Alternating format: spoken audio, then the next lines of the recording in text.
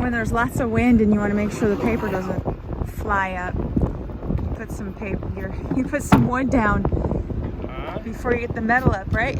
What? I'm just filming you.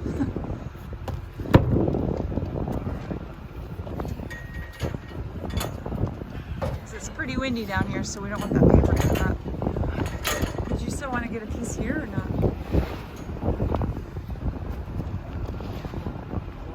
Gets up underneath it. Oh.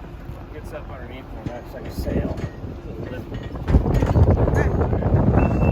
And down to the next part.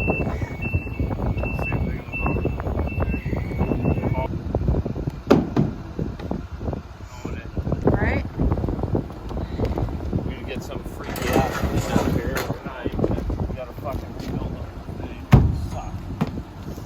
Yeah, that would suck. Yeah. What do you think of them out? I think that's pretty awesome. Oh, Nice job, babe. Nice work.